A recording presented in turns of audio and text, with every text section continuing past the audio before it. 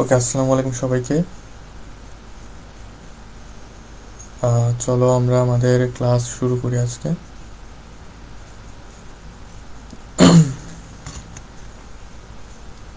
ওকে, আজকে আমাদের আন্তর্জাতিকের 5 number class, তাই না?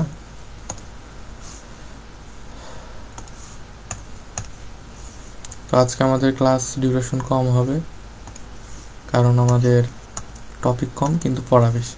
হ্যাঁ, তো যতটুকু বোঝানোর আমি বুঝাই দিব। আসলে এখানে আছে হলো প্রথম বিশ্বযুদ্ধ, দ্বিতীয় বিশ্বযুদ্ধ, আর হলো অনেকগুলো চুক্তি দেওয়া আছে আজকে। হ্যাঁ, তো প্রথম বিশ্বযুদ্ধ এবং দ্বিতীয় যুদ্ধে আমি একটা আলোচনা করব, টুকটাক কিছু ট্রিক্স শিখাই দিব মনে রাখার জন্য। কিন্তু চুক্তিগুলো যে আছে, আন্তর্জাতিক বিভিন্ন চুক্তিসমূহ, ওই চুক্তি আসলে চুক্তির নামটা কি এবং কোন কোন দেশের ভিতরে হয়েছিল এতটুকু মনে রাখা লাগবে। তো এখানে তো আসলে আমি মনে করি বুঝাইতে আর কিছু নাই। হ্যাঁ, আর এটা সম্পর্কে বিস্তারিত জানারও কিছু নাই। আমি মনে করি জানাটা শুধুমাত্র টাইম ওয়েস্ট হবে। তো আমার মনে হয় যে ওইগুলো ঠাড়ায় মুখস্থ করাটাই বেটার। আর এগুলো চুক্তি সমূহ মুখস্থ করা আসলে তেমন কোনো ট্রিক্স নাই, তো এগুলো একটু কষ্ট করে মুখস্থ করা লাগবে তোমাদের। ওকে, তো আমরা চলো শুরু করি। প্রথমে যেটা আমাদের 1 নাম্বার টপিক আছে সেটা হলো প্রথম বিশ্বযুদ্ধ। হ্যাঁ, প্রথম বিশ্বযুদ্ধ, ফার্স্ট ওয়ার্ল্ড ওয়ার। হ্যাঁ, ওকে, তো প্রথম বিশ্বযুদ্ধ শুরু হয় কবে? শুরু হয় 28শে জুলাই 1914 সাল। শুরু হয় কবে ভাইয়া? 28শে জুলাই 1914 সালে। খুবই ইম্পর্টেন্ট।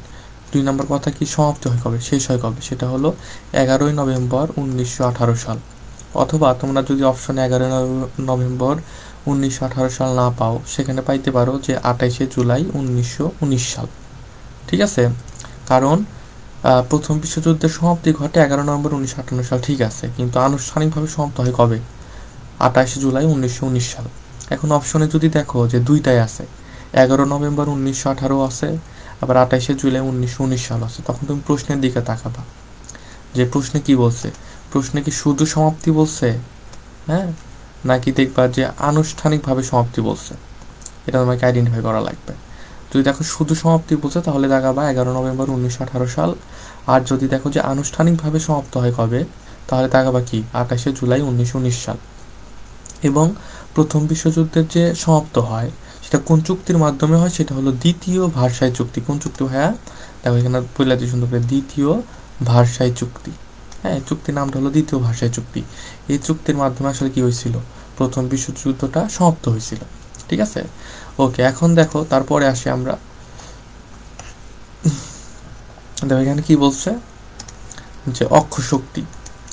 অক্ষশক্তি কারা ছিল? আচ্ছা, অক্ষশক্তি আর মিত্র শক্তি, এই দুইটা ওয়ার্ড আমাদের একটু বোঝা লাগবে। বিষয়টা কি? অক্ষশক্তি হল প্রধান তোমার হলো সংগ্রামী দল বা বিদ্রোহী দল যারা, হ্যাঁ, তারা হলো আসলে অক্ষশক্তি।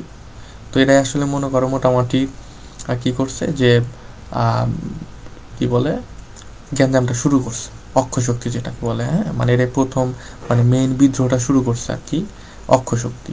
আর মিত্র শক্তি হলো তাদের এগেনস্টে যারা মনে করো যে কি করতেছে, তাদের বিরুদ্ধে আসলে যারা লড়াই করার চেষ্টা করতেছে, সেটা হলো মিত্র শক্তি। এখানে অনেকগুলো দল থাকতে পারে।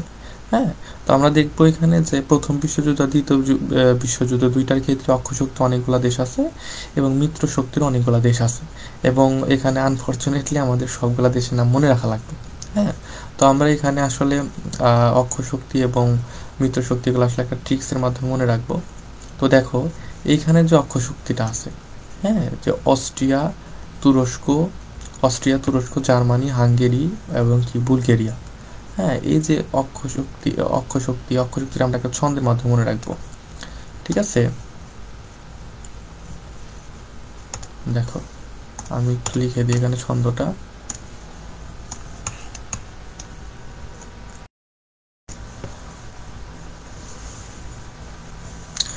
তো মনে করো যে ছন্দটা লেখার আগে আমি একটু তোমাদের মানে একটা গল্পের মতো করে বুঝিয়ে দিই, তাহলে জিনিসটা আরো ভালো মনে থাকবে।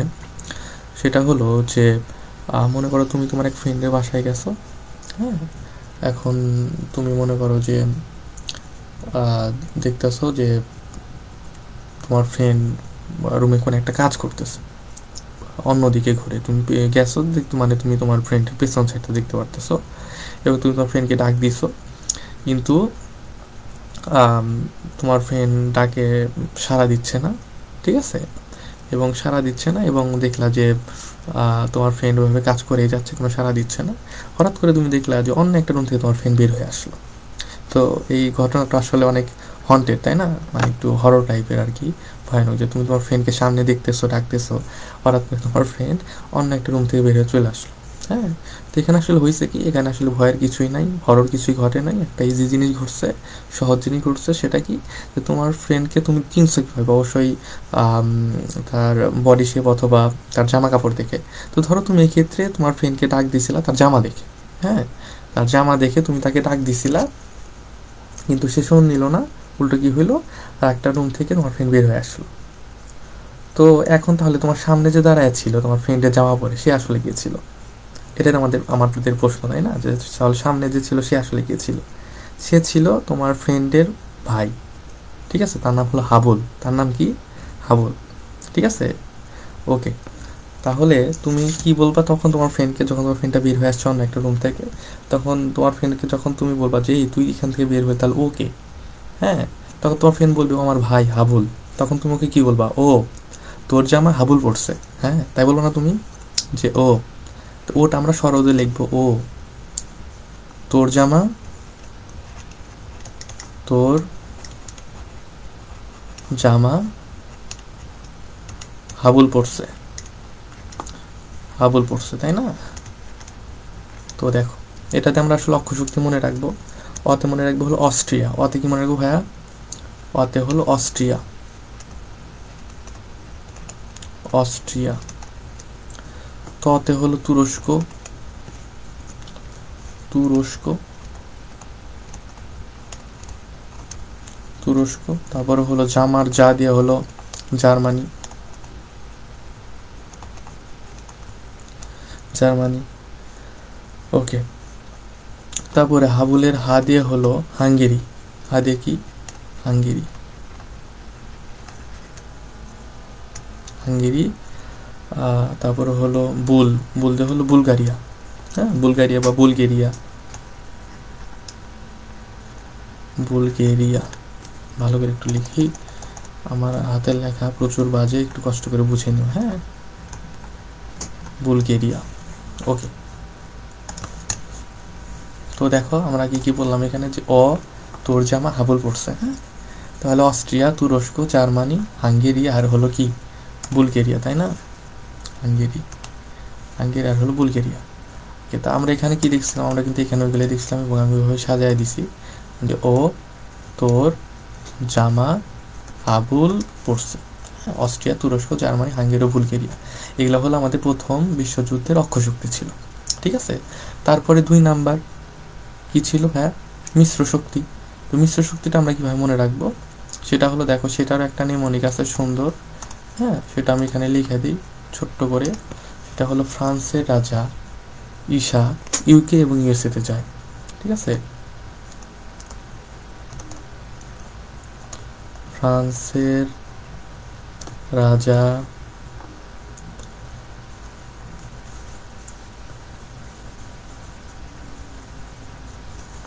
আচ্ছা, আমরা একটু করে লিখি, ফ্রান্সের রাজাটা এখানে লিখি, ঈশাটা এখানে লিখি। ফ্রান্সের রাজা ঈশা ইউকে এবং ইউএসএতে যায়, ইউকে ও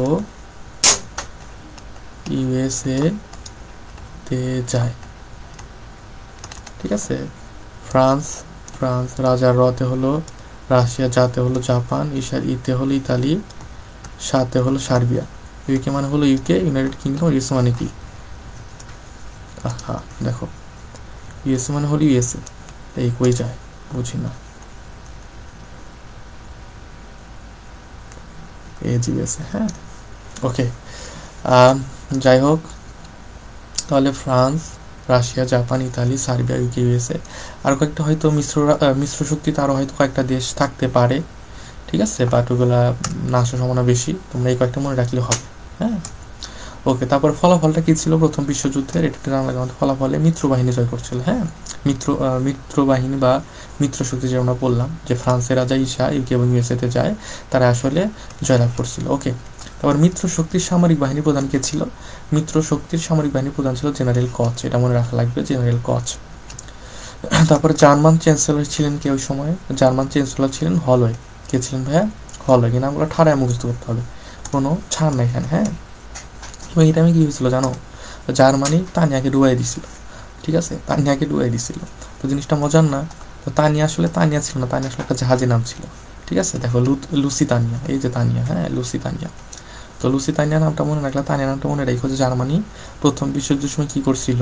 লুসিতানিয়া নামক একটা জাহাজ ডুবাই দিচ্ছিল। এই লুসিতানিয়া জাহাজটা কাদের ছিল? ইউকের ছিল, ইউনাইটেড কিংডমের ছিল, হ্যাঁ। ইউনাইটেড কিংডমের একটা জাহাজ ছিল লুসিতানিয়া। তাহলে জার্মান কি করছিল? ইউনাইটেড কিংডমের একটি জাহাজ ছিল লুসিতানিয়া, সেটাকে ডুবিয়ে দিছিল, ঠিক আছে, এটা মনে রাখা লাগবে। এবং এই যে প্রথম বিশ্বযুদ্ধ যে হয়, এখানে আসলে 4টা সাম্রাজ্যের পতন ঘটে। কয়টা ভাইয়া? 4টা সাম্রাজ্যের পতন ঘটে, হ্যাঁ। ওকে, এখন এই 4টা সাম্রাজ্য যে পতন ঘটে, এই 4টা সাম্রাজ্য আমরা মনে রাখবো একটা ট্রিক্সের মাধ্যমে, সেটা আমি একটু লিখে দিই নিচে, ঠিক আছে। সেটা হলো যে দেখো,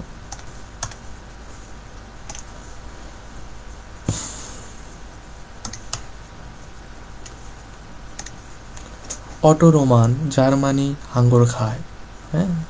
আমরা অনেকে বলি না যে পাগল, আবার অনেকে বলি তুই তো অটো হয়ে গেছিস, তুই অটো, ঠিক আছে।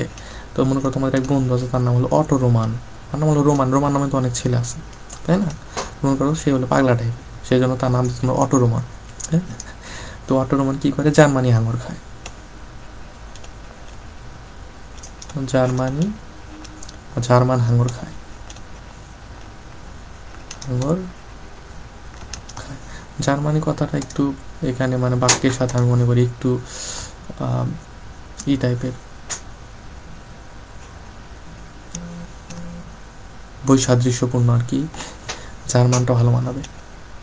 জার্মান হাঙ্গর খায়, হ্যাঁ। অটো রোমান জার্মান হাঙ্গর খায়। তো এই জার্মান হাঙ্গর খায় দেখে দেখে ওরা আসলে অটো হয়ে গেছে। রোমান প্রথমে সরি সরি রোমান প্রথমে সুস্থই ছিল, পরবর্তী ছিল জার্মান হাঙ্গর খাওয়া শুরু করে। এবং জার্মান হাঙ্গর খাইতে খাইতে একটা সময় সে কি হয়ে যায়? অটো হয়ে যায়, হ্যাঁ। তো অটো রোমান কি করে? অটো রোমান জার্মান হাঙ্গর খায়। তো অটোমান হলো অটোম্যান, হ্যাঁ, অটোম্যান, অটোম্যান। রোমান মানে হলো কি?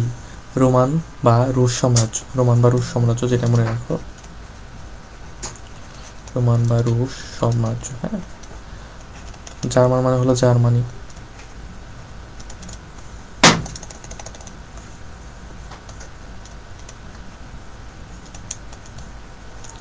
হাঙ্গর মানে কি? হাঙ্গেরি,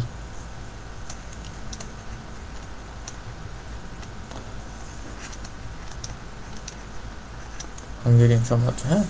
তাহলে অটোম্যান, অটোম্যান, রোমান আর কি জার্মান এবং হাঙ্গেরিয়ান, ঠিক আছে। ওকে, আচ্ছা ঠিক আছে। তারপর তোমরা একটা ট্রিক্স মনে রাখতে পারো, এখানে একটা ট্রিক্স আছে ছোটো করে, আমি সেটাও জানাই দিই। এখানে যেসব সাম্রাজ্যের পতন ঘটে, তোমরা লক্ষ্য করলে দেখবা যে সবগুলা সাম্রাজ্যের শেষে মান কথাটা আছে। এখানেও মান, এখানেও মান, এখানেও মান, এখানে আন, ওই আন ধরতে গেল মান, তাই না? তো সবগুলোর নামে কি আছে? মান বা আন আছে। মান মনে রাখলে হবে, হ্যাঁ। ওকে, এভাবে মনে রাখতে পারো। যাই হোক, এখন নিমোনিকও দিলাম, ট্রিক্সও দিলাম, দিয়ে যেভাবে স্বাচ্ছন্দ্য বোধ করো সেভাবে মনে রাখবো।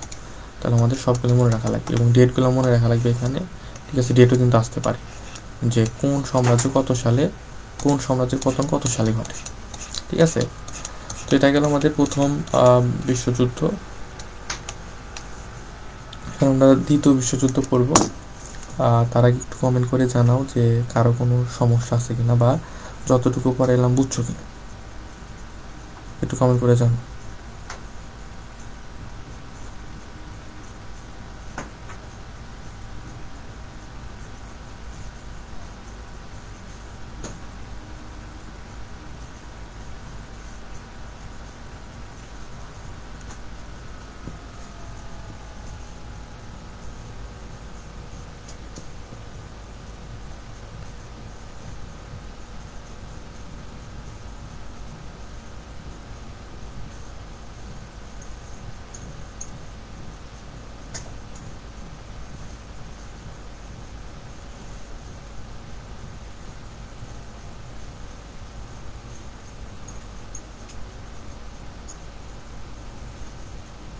আচ্ছা ঠিক আছে,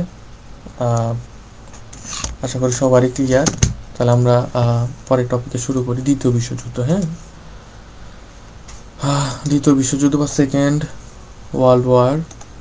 দেখো, এই দ্বিতীয় বিশ্বযুদ্ধটা একটু আমাদের পৃথিবীর মানুষের কাছে বেশি ফেমাস, ঠিক আছে?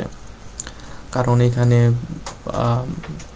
দ্বিতীয় বিশ্বযুদ্ধতে আসলে কি হয়েছিল, যে পারমাণবিক বোমা হামলাটা হয়েছিল হিরোশিমা নাগাসাকিতে, তাই না?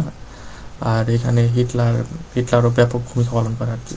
তো দেখো, আসলে এই দ্বিতীয় বিশ্বযুদ্ধ শুরুই করছিল হিটলার। দেখো কি বলছে, যে 1939 সালে 1 সেপ্টেম্বর, কবে ভাইয়া? 1 সেপ্টেম্বর 1939 সালে 1 সেপ্টেম্বর জার্মানির অ্যাডলফ হিটলার, ঠিক আছে, জার্মানির অ্যাডলফ হিটলার কর্তৃক কি করছিল, পোল্যান্ড আক্রমণ করছিল। তার মানে জার্মানির যে অ্যাডলফ হিটলার ছিল, সে কি করছিল, তার পোল্যান্ডকে ভালো লাগে না কোনো কারণে, সেই কারণে সে পোল্যান্ডকে আক্রমণ করছে। এবং এই যে আক্রমণ করলে এর মাধ্যমে আসলে দ্বিতীয় বিশ্বযুদ্ধের সূচনা ঘটে। এটা হলো দ্বিতীয় বিশ্বযুদ্ধের একদম একটা সামারাইজ, এক লাইনে যেটা ব্যাখ্যা করা হয়েছে সূচনার কাহিনী, ঠিক আছে? এগুলোর উপর অনেক ডকুমেন্টারি পাবা তোমরা ইউটিউবে, যদি বেশি তোমাদের আগ্রহ থাকে তোমরা চাইলে সেই ডকুমেন্টারিগুলো দেখতে পারো। দ্বিতীয় বিশ্বযুদ্ধ কেন হয়েছিল, কী কী পার্সপেক্টিভ ছিল, সবই জানতে পারবা। তা মনে করি এখন ওগুলো জানা জানাই ভালো, যতটুকু সামনে পরীক্ষা, এখন যতটুকু জানা লাগবে ততটুকু জানলে হবে।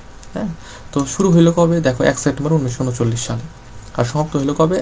2 সেপ্টেম্বর 1945 সালে, ঠিক আছে?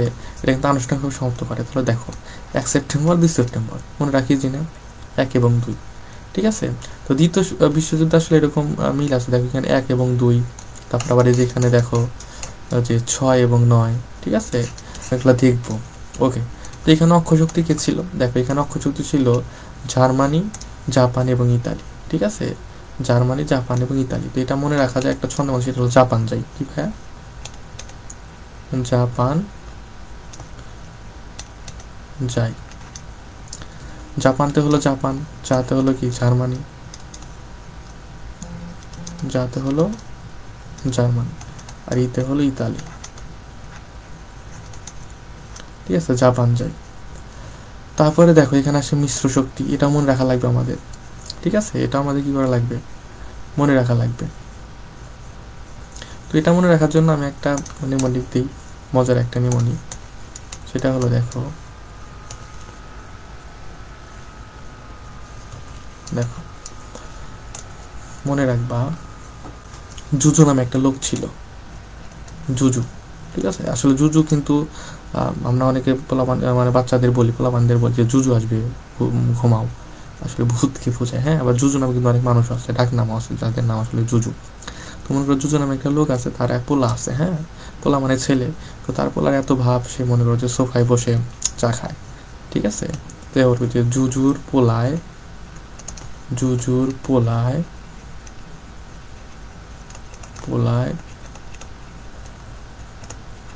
সোফায় বসে চা খায়,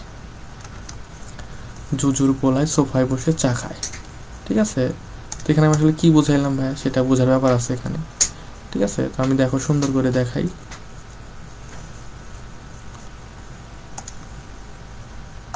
দেখো এই যে জুজু, এই জুজুর জ দিয়ে বোঝাইছে হলো যুক্তরাজ্য, এই জ দিয়ে বোঝাইছে হলো যুক্তরাষ্ট্র, ঠিক আছে? তারপর পোলাই দিয়ে বুঝাইছি আমি যেটা, সেটা হলো যে ভাইয়া দেখো পোল্যান্ড। কি বুঝাইছি ভাইয়া? পোল্যান্ড। পোলাই দিয়ে বুঝাইছি পোল্যান্ড। তারপরে সোফার সো দিয়ে বুঝাইছি হলো সোভিয়েত ইউনিয়ন। ফা দিয়ে বুঝাইছি হলো ফ্রান্স, ফা দিয়ে বুঝাইছি ভাইয়া ফ্রান্স, ঠিক আছে? আর একটা আছে হলো চা, আর একটা আছে কি ভাইয়া? চা। চা দিয়ে আমি বুঝাইছি হলো চায়না। কি বুঝাইছি ভাইয়া? চায়না বা যেটাকে আমরা কি বলি, চীন বলি। চায়না যে কথা, চীনও একই কথা, তাই না? ওকে, তাহলে জুজুর পোলায় সোফায় বসে চা খায়, ঠিক আছে? এখন এই যে সোভিয়েত ইউনিয়ন আছে না, হ্যাঁ, তোমরা অপশনে কিন্তু সোভিয়েত ইউনিয়ন নাও পাইতে পারো, ঠিক আছে? সোভিয়েত ইউনিয়ন নাও পাইতে পারো, এর পরিবর্তে একটা জিনিস পাইতে পারো, সেটা হলো রাশিয়া, ঠিক আছে? পাইতে পারো ভাইয়া রাশিয়া। তো সোভিয়েত ইউনিয়নের যে কথা, রাশিয়া কিন্তু একই কথা, ঠিক আছে? এটা আমি বারবার বলে দিচ্ছি, এটা কিন্তু প্যাঁচ লাগানোর কিছু নাই, ঠিক আছে? তোমরা পরীক্ষাতে অপশনে সোভিয়েত ইউনিয়ন না পেয়ে রাশিয়া পাইতে পারো, কিন্তু অ্যান্সার কিন্তু সেম হবে।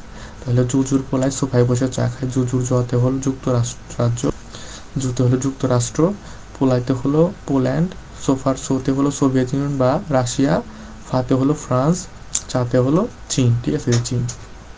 ওকে ওকে, এরপরে আসো দেখো এখানে এই টাইমে মার্কিন, আচ্ছা একটু ওয়েট, আচ্ছা দেখো দেখো এই টাইমে মার্কিন সমন্বয় কে ছিল? জেনারেল আইসেনহাওয়ার। ঠিক আছে, আইসেনহাওয়ার।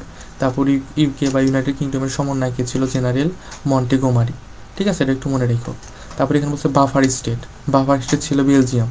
আচ্ছা, বাফার স্টেট জিনিসটা কি? এটা একটু তোমাদের অনেকে বুঝতে পারবে না বাফার স্টেট জিনিসটা কি।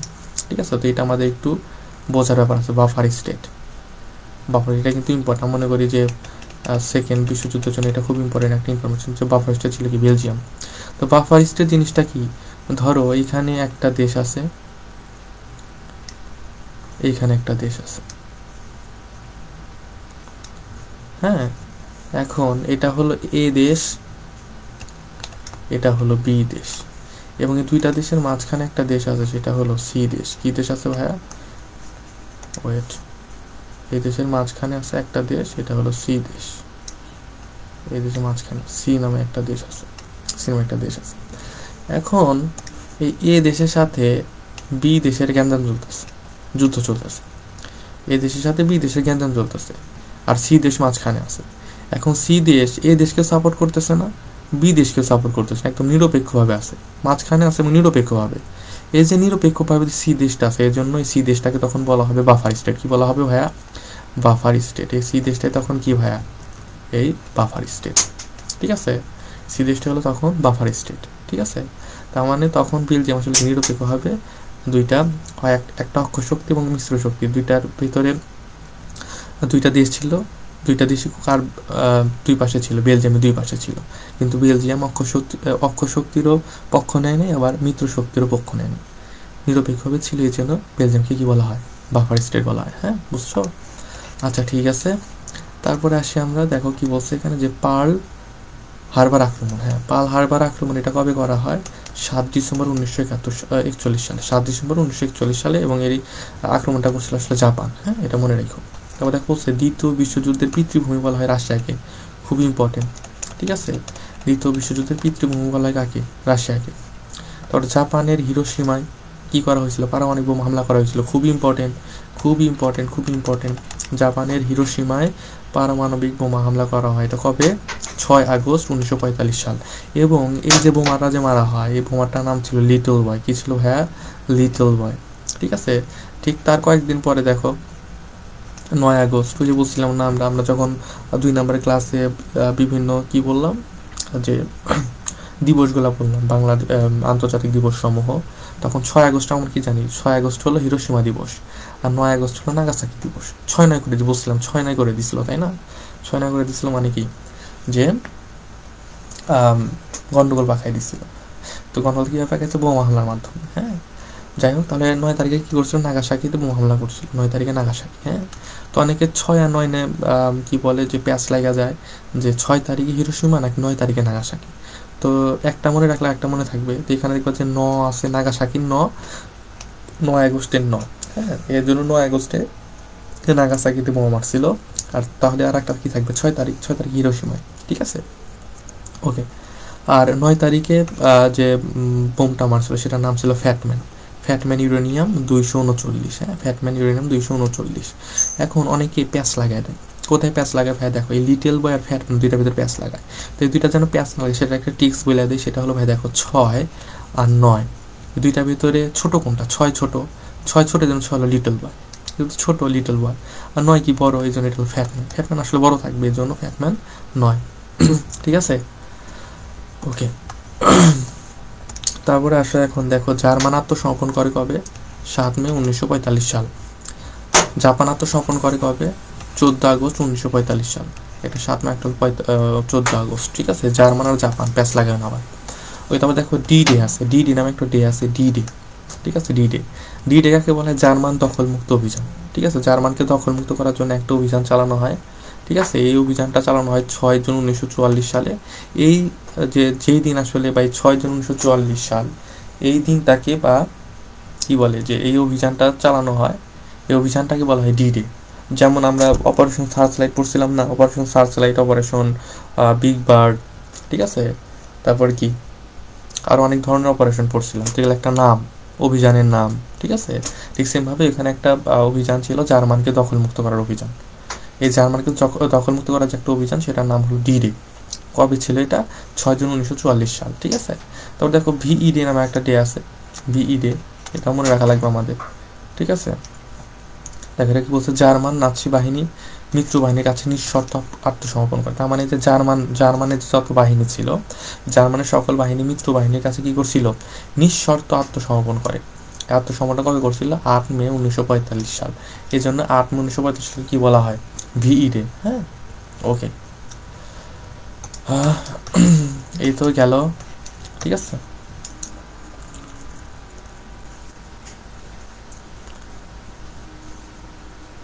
ওকে, তারপরে এখন দেখো যুদ্ধকালীন নেতৃবৃন্দ, খুবই ইম্পর্টেন্ট, কারা কারা নেতৃত্ব দিচ্ছিল তখন, এটা আমাদের জানা লাগবে, ঠিক আছে। তো এখন দেখো বলছে যে ইউএসএসআর এর প্রেসিডেন্ট ছিল জোসেফ স্ট্যালিন। ইউএসএসআর আসলে কি? ইউএসএসআর আসলে এখানে সোভিয়েত ইউনিয়নকে বোঝাইছে। হ্যাঁ, Soviet union, Soviet Union.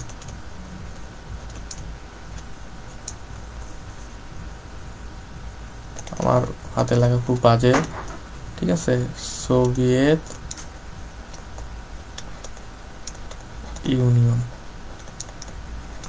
Okay, USSR আসলে সোভিয়েত ইউনিয়নকে বুঝেছে। যাই হোক, সোভিয়েত ইউনিয়নের প্রেসিডেন্ট কে ছিল? Joseph Stalin. হ্যাঁ, US United States of America, এখানে প্রেসিডেন্ট ছিল আসলে কে? দেখো ফ্রাঙ্কলিন ডি, ঠিক আছে, রুজভেল্ট, আর একটা হলো কি হ্যারি এস ট্রুম্যান, ঠিক আছে, হ্যারি এস ট্রুম্যান দুজনই প্রেসিডেন্ট ছিল।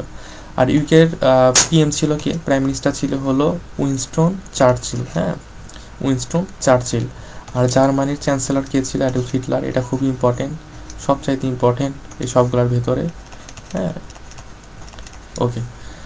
তারপর দেখো বলছে কি যে 5 নাম্বার ইতালি প্রেসিডেন্ট ছিল তখন কে? বেনিয়েতো মুসোলিনি। হ্যাঁ, বেনিয়েতো মুসোলিনি। এই নামগুলো একটু মনে রাখো, কষ্ট করে মনে রাখাই লাগবে, উপায় নাই, এগুলো আসতে পারে। ওকে, এই তো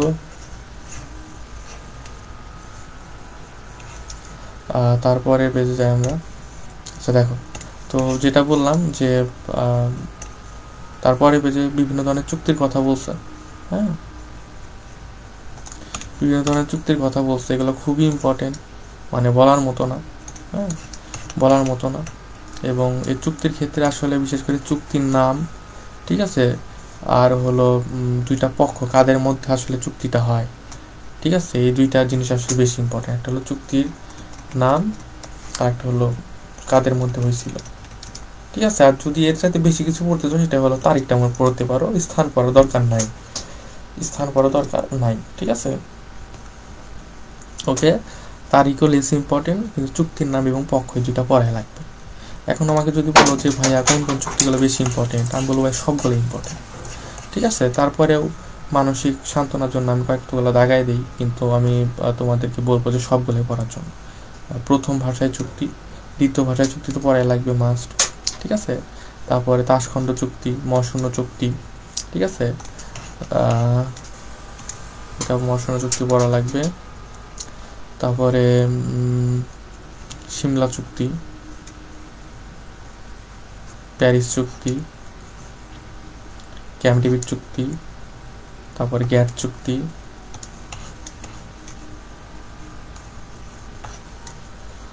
তারপরে হলো সল্ট অন চুক্তি, সল্ট টু চুক্তি, হাটলাইন চুক্তি, স্টার্চ টু চুক্তি, ঠিক আছে।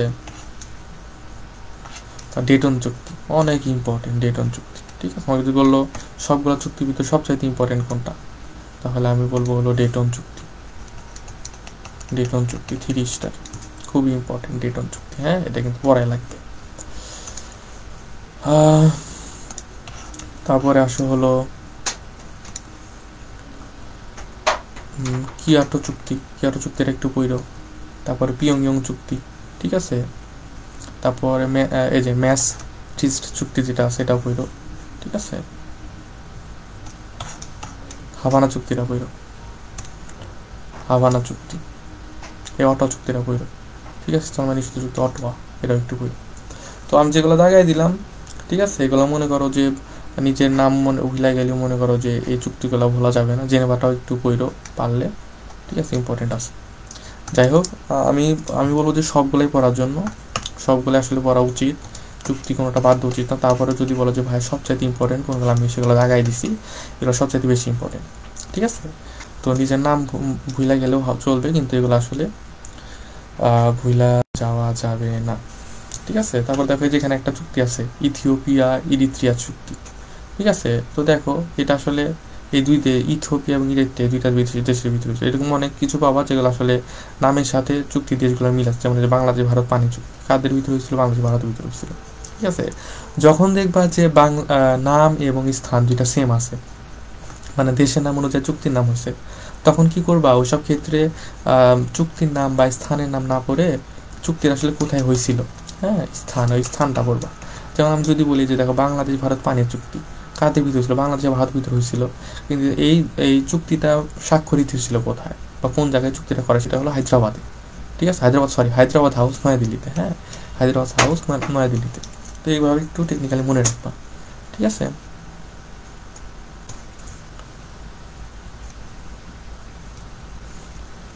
ওকে, এটাও পড়ো, এটাও পড়ো, ঠিক আছে। ওকে, তো এই তো তারপরে বেশ যদি আমরা যাই, ঠিক আছে। দেখো এখানে বিসিএস প্রশ্ন সলভ আছে, তো এখানেও কতগুলো প্রশ্ন আছে মোট আমি একটু দেখি। প্রশ্ন 38টা, আমরা 10টা সলভ করবো এখন ক্লাসে, আর বাকিগুলো তোমরা বাসায় নিজ দায়িত্বে সলভ করে ফেলবা, ঠিক আছে। এগুলা কিন্তু করা যাবে না, কোনোভাবেই স্কিপ করা যাবে না, ঠিক আছে। কারণ আমরা আবার বলতেছি যে আমার ক্লাসে অনেক সময় দেখবা যে যেগুলো আসলে আমাদের টপিকে নাই বা স্লাইডে নাই, কিন্তু বিসিএস প্রশ্নে আসছে, সেজন্য আমি বিসিএস প্রশ্নগুলো অ্যাড করে দিছি, যাতে টপিক মিস হলেও বিসিএস প্রশ্নের বিসিএস প্রশ্নটা পড়ার মাধ্যমে, রিভাইজ করার মাধ্যমে আমাদের কী হয়ে যায়, সলভ হয়ে যায়, ঠিক আছে। ওকে, তো দেখো এখন আমরা যেটা বলবো 1 নাম্বার প্রশ্নে কি বলছে যে চীন নিচের কোন আফ্রিকান দেশটিতে সামরিক ঘাঁটি স্থাপনের মাধ্যমে কৌশলগত সম্পর্ক স্থাপন করেছে, ঠিক আছে। এটা হলো জিবুতি, ঠিক আছে, জিবুতি হবে ঘ নাম্বার, মনে রাখবা। 2 নাম্বার কি বলছে দেখো, যে সর্বশেষ মিউনিক নিরাপত্তা সম্মেলন কোন সালের কোন মাস অনুষ্ঠিত হয়েছে? এটা ডেট, এজন্য এটা লেস ইম্পর্টেন্ট। তারপরে আমি জানি কি ফেব্রুয়ারি 2019, কিন্তু এটা লেস ইম্পর্টেন্ট, ঠিক আছে, লেস ইম্পর্টেন্ট। এটা এগুলো ডেটগুলো স্কিপ করবা।